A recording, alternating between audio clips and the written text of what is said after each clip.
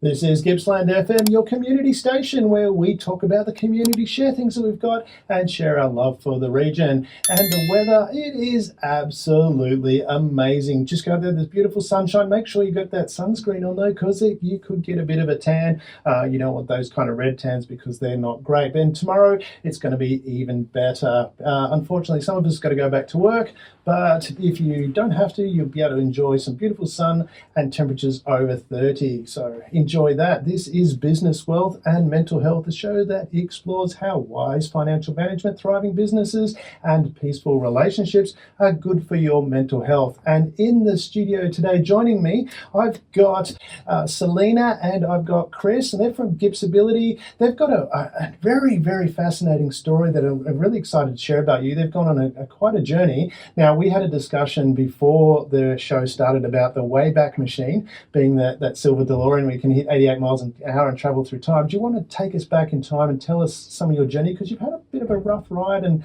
come through the other side. Yeah, we both met at Gipsability. We weren't looking for anyone or anything at the time. I think we were both trying to look for, trying to fix our own mental health and,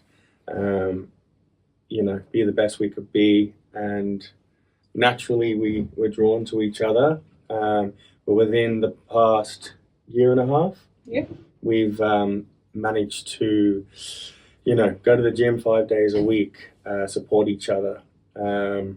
We go hiking a lot. We have been attending at Gipsability, who give a great service, who are really there for everyone and mean what they say. They keep their word. And we've gone from a small apartment to a lovely house, car. We now have Lulu, a puppy. And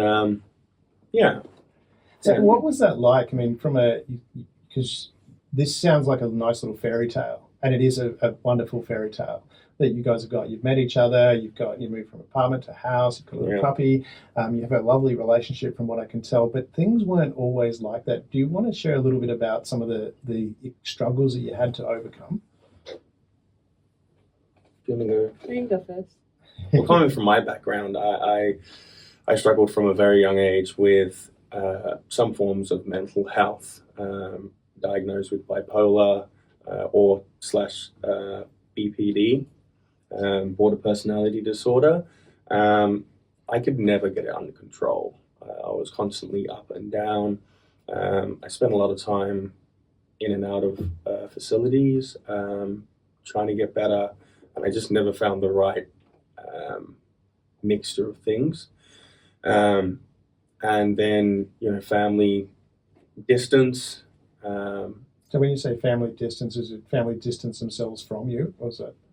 Especially when mental health comes to play. I mean, it can be a difficult thing. So you felt isolated, is that? I felt very isolated. But that was due to isolating myself because of the way I felt. Yeah. Past traumas, the way things that had happened had made me feel. And I could just never get it. So it became a spiral, is that right? Where you were isolating yourself, which then became a circle where you were doing bad things that made people move away from you, and that became a big circle. Is that right? Yeah. How did you break that? How did I break it? I just went through a lot of bad times. Yeah. And I kept trying to fix myself or trying to be better for myself. Yeah. I think in the end, the number one thing was you have to be number one. And I know a lot of people say that, but it's really true. And I think that people need to listen to the words people are saying sometimes and think about what that word means. Because everything's so fast nowadays and we don't engage with things as much. So being number one to yourself really helps you be there for other people, having an understanding for yourself, thinking about your feelings, your what you need, what you don't need, how you can be better, how what you need, what your goals are. And one day I just said I'd had enough, and I was just going to spend a month or two just completely grinding, go to the gym, get healthy, and then obviously I met Selena. So, and Selena, from your perspective, was that a similar sort of experience? Did you get a point where you went, I've just had enough? Yeah, I was. So what was your experience like? I mean, what was your dark time, if you're happy to share that? I used to use alcohol a lot for coping mechanism because from school I really struggled because I was diagnosed with my illness late in life. Yeah. I was diagnosed with something called NF1. Right. Which a lot of people don't know about, even doctors. And then I got severely. So what is NF1? Neurofibromatosis type 1. And what does that do? So it causes a long list of things. But there's learning disabilities, depression, anxiety, autism. It can cause non-cancerous tumours all over your body. Yeah. And you've both, because I was talking to you at the function that we had recently, the Gipsability had the formal, which was a fantastic event, and I've posted some pictures about that and got a fantastic response from the community, which is really wonderful. You both talked about depression as well as having depression. Selena, what was that like, feeling that being in that depressive state? It just felt like something was missing in me. Yeah. And it just felt empty. So there was an empty feeling, and what was that demotivating? Yeah, it was. I didn't want to leave the house or do nothing. So was it a case of feeling like you didn't have a purpose or a life? Yeah, definitely, yeah. And how did you, again, what was that, hitting that low point like? What did that feel like? Just I had really nothing to live for, and I wasn't really doing much for myself. And I realised, no, I have to finally start looking after myself and stop looking after other people. How important is it for you to get that message across to people that you really need to look after yourself? Very important, because it almost destroyed me. Yeah, and how did you make that step? I mean, I know you've talked about going to the gym a lot as well. Was that part of that process? Yes. Is that looking after yourself? How does that feel to make that transition? Really good, because I'm doing things I never thought I would be able to do. Yeah. Yeah. So what kind of things do you do now that you I can actually run on the treadmill now. Yeah? Yep, I'm pushing 14 kilograms in bench presses. Wow. Yeah. So and that gives you that sense of accomplishment. Is that getting out and doing those things? Yes, definitely, yeah. And you talked about that as well, Chris. The gym was a big factor for you. Is that part of, how did that help you put yourself number one by going to the gym? I just wanted to stay quickly with Selena as well. Sorry to interrupt your question. You can hijack the show. That's fine. When I first met Selena, she used to use puffers every day. Yeah. She's used one once in 3 months. So puffers, you mean like an asthmatic pump? An asthmatic pump. Yeah, so you're asthmatic as well? Yeah. She doesn't need them. Her iron levels were so low her whole life. She had to have the occasional iron transfusions. Yeah, that's now in normal levels, and it never had been before. And I think it's due to eating, sleeping, plus being happy, working out, all that stuff. So, and I just wanted to go back to Selena as well. She's one of the strongest women I've ever met. Yeah. And when talking about her mental health, she is such a kind person. I think that she's had a lot of people come along and take and take and take, and you could poke her and it still wouldn't change who she is as a person.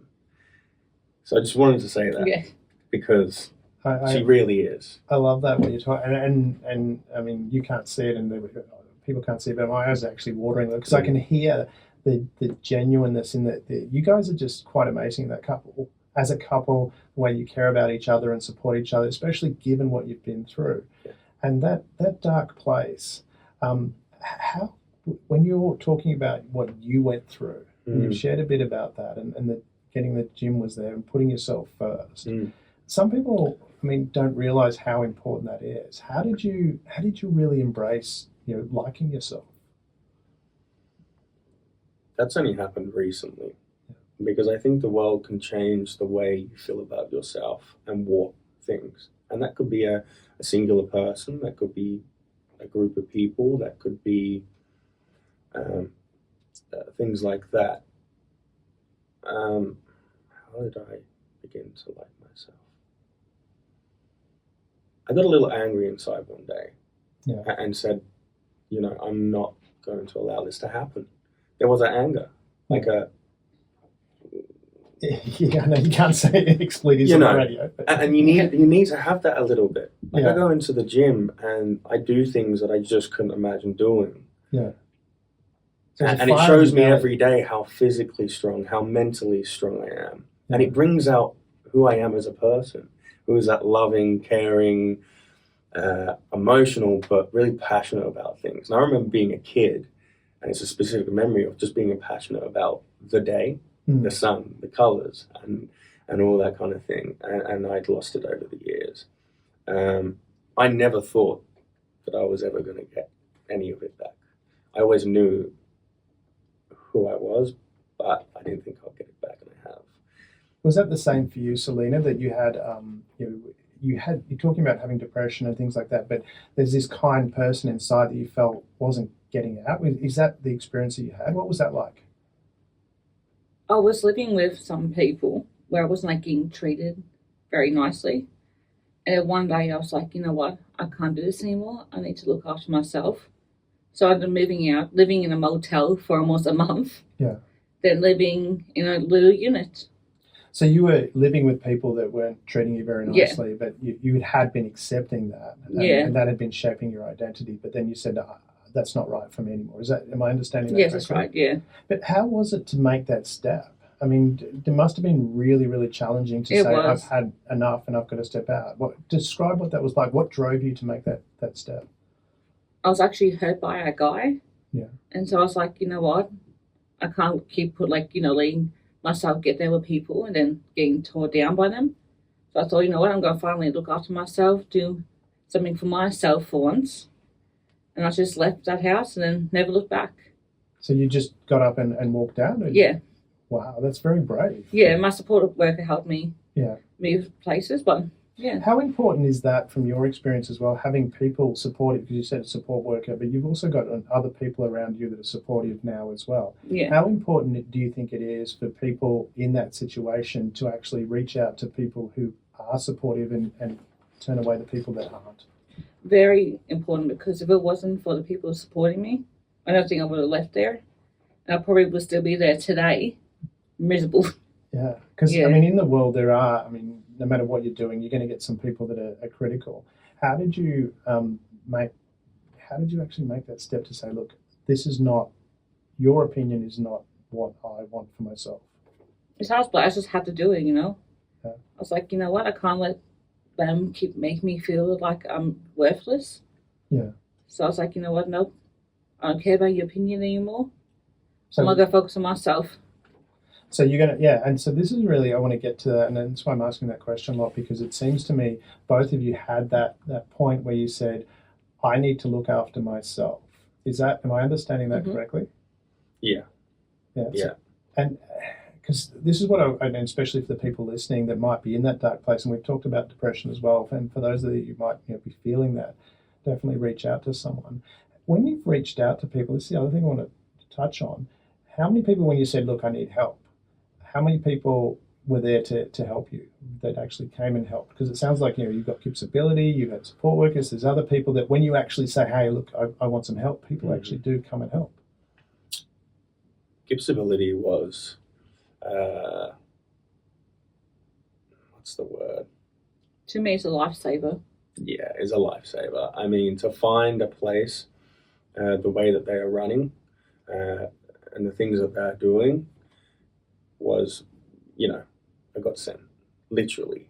Because asking for help is a massive thing, and I think that anyone that has struggled with mental health or any other issues, when you ask for help, 50% you can be not denied, but some people may take it as not a bigger problem as it is, or people just need to listen. And if you see someone at the gym and you have mental health, or if you see someone out and you have mental health, but you are doing okay and you know someone, speak to them or speak to the person that's helping you and say, hey, this person's a great person, but needs a bit of help.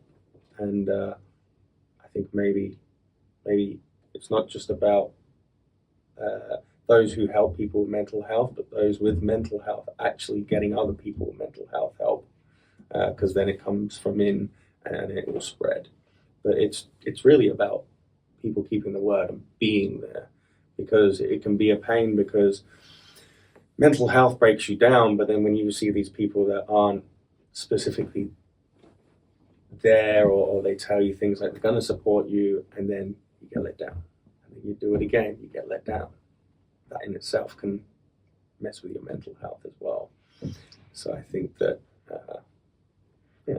So, and we've talked a lot, and you mentioned a number of times when we talked, you mentioned about community and how important community is. From that perspective, Selena, when you were reaching out and now you're actually out in community and you're helping other people as well, how important have you found that to your own growth? Very important. Yeah. And what was that like? What is the responses that you get when you actually help, not only from people that you're helping, but for yourself when you go out and help people? Very thankful. Yeah. Yeah. What does that feel like when people are thankful for you? It feels good, and it feels like I'm doing achievement and I'm making a good in their lives. So what you're doing is when you're actually going out and helping people, and it makes you feel even better. Is that right? Yeah. And was that a big, difficult thing to do?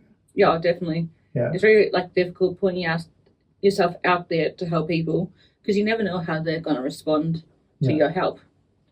And largely, did you get positive or negative feedback when you tried to help people? Mostly positive. You can get some negative feedback. And is that something where it's important to have those people that actually are supportive to say, hey, look, sometimes that happens? Yeah, definitely. Yeah. And yourself, Chris, is that similar experience when has that been helpful going out and, because you talk about community a lot, how important has being part of community for your mental health? Massive. I didn't even really know that it existed. I think the way that I grew up, I grew up in England and moved to Australia, there was a lot of disconnect between people. I didn't know community existed the way it still obviously does today. You see it in movies, you see it on the TV and this, that, the other, but it is really out there. The gym community, we all support each other there. There's Dave, our PT, he's an amazing man. Come on, you've got to give a plug for Dave. We know he's give listening. a plug for Dave. Dave is 20% of, maybe more, why I got to, and me and Selena have got to where we are. Because you go to the gym every day, don't you? 5 days a week. 5 days a week. Mm-hmm. Yeah. Is that difficult to do? How do you motivate yourself to get to the gym? Because a lot of people would struggle with it. Oh, it's hard. Yeah. Yeah. Most days I don't have the motivation. I don't want to go. Yeah. But you still have to try to push yourself to go, because if you keep letting yourself I don't want to go, I don't have the motivation today, you're never going to go back. And what's the difference between you say you don't want to go, but you take yourself, and then what do you feel afterwards? Better, you feel more energized. Mm-hmm. Achievements. Yeah. What about yourself in your own self-worth? How do you feel after? I feel very good, because I end up I'm getting stronger now and healthier. Yeah. And is that part of that where you support each other to go? Is that the case? Yeah, definitely. Yeah. We actually do our PTs together. Yeah. We tried together, then me and Selena tend to actually try things as a couple. Yeah. And say, okay, let's try doing our gym sessions together. Then we thought maybe we should just try individual gym sessions, so we tried that for a bit. But we realized that working together is the best in the gym, because she can push me and I can push her, and we can support each other. But after the gym, after you've gone in and it might be a Monday morning and you're like, oh, I can't be bothered. But afterwards, it starts your day. Yeah. And in the beginning, if your health is low, if it's medium, whatever it is, it's so hard in the beginning. Yeah. It is so hard, but I had nothing left in me when I started my mental health journey in the past year and a half. Yeah. But I just said, I'm going to keep at it. There has to be something that other people are seeing or doing that I've just not seen. And tell us about the transformation as well, because you mentioned a year and a half, and from speaking with you, you guys have come a real long way in a short period of time. Is that right? Mm-hmm. What about that, Selena? From your perspective, describe that journey that you went on, because it seems really, really rapid. Yeah, it's good. I never thought something like this would actually happen. Yeah, but as he said, we weren't looking for anything, and he's amazing, and I never had someone to care about me this much before. And so, from your perspective, you're talking, I just want the listeners to fully understand, and the people that are going to be watching later on the YouTube, Mm. is that this was only not too long ago that you were struggling to get off the couch and Yeah. be motivated to do anything. But now, this is less than a year now? Yeah, less than a year ago. And now you're going to the gym 5 days a week. You're feeling really enjoying life. Am I understanding that correctly? Yes, definitely. Yeah. So again, I really want to press that home for listeners. Tell us about what the disparity, the difference between the two. Before, what was that like, and what is it like now? Before, I felt like, always tired, didn't want to leave my bed, hardly not leaving the house, to, feeling wanting to get up in the morning, going to the gym. Yeah. Convinced this one now to go to a 5:45 a.m. boxing class in the morning 5:45 tomorrow. a.m. So we go 5 days a week, but tomorrow Selena was really keen to go to a boxing class tomorrow at 5:30. So Yeah. I was like, all right, let's go. So what's that like? I mean, because you've suggested let's go at 5:45 Yeah. a.m. And I know most people, if I mention that to them, they'd tell me in 4-letter words where to go. Mm. But what's that like to actually make that suggestion and get a positive response? Good. Like, I've been to this boxing class before. Yeah. And it's so much fun. They make it fun. They have little competitions at the end, and Mm. Well, that's awesome. yeah. And so you're going to get up at 5:45 a.m. Well, you have to get up earlier, don't I don't want to do it. you? But one big word we've learned in our relationship, and we've not always been in the best relationships in the past, but this is the most amazing. She's the most amazing thing to me is compromise. Yeah. Compromise is a big word in relationship, and that's, Is it really understanding. compromise though? Because you're saying you don't want to do it, but when you go there, what's it really going to be I'll like? have fun. Yeah. Yeah. I know I will. So it's not really compromise, is it? It's just like no, but it's like, obviously it's still tough sometimes. Yeah. Selena has her difficulties in life, and I have my difficulties. She's had her traumas. I've had my traumas. Yeah. So we do have to be careful and bounce off each other. Yeah. And she'll be there for me when I need her, and I'm there for her when. how much of that is? I mean, when you talk about, it sounds like you're creating a safe space for each Mhm. other. What's that like?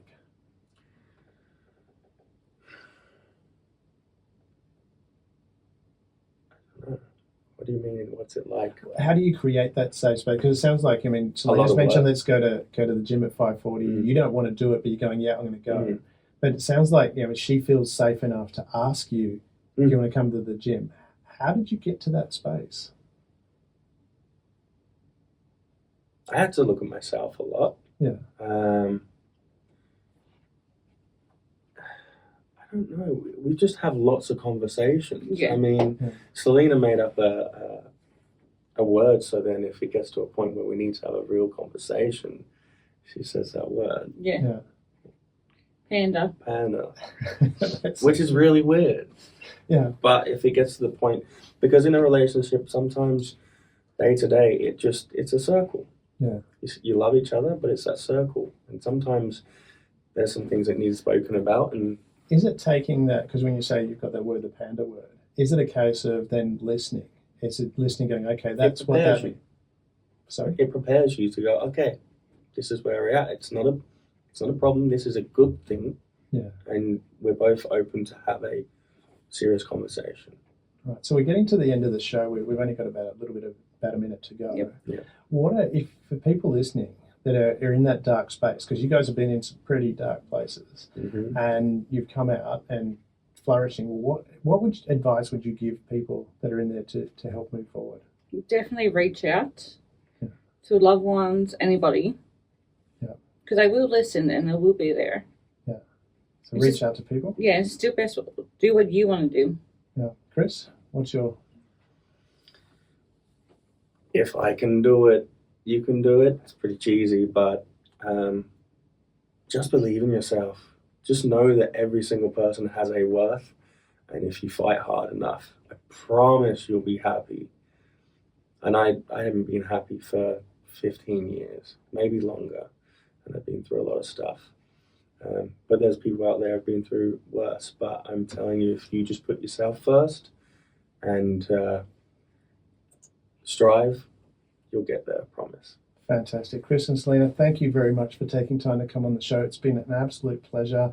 I'm excited to see how you guys grow and develop in the future, and I'd love to have you back at some point in the future. Sure.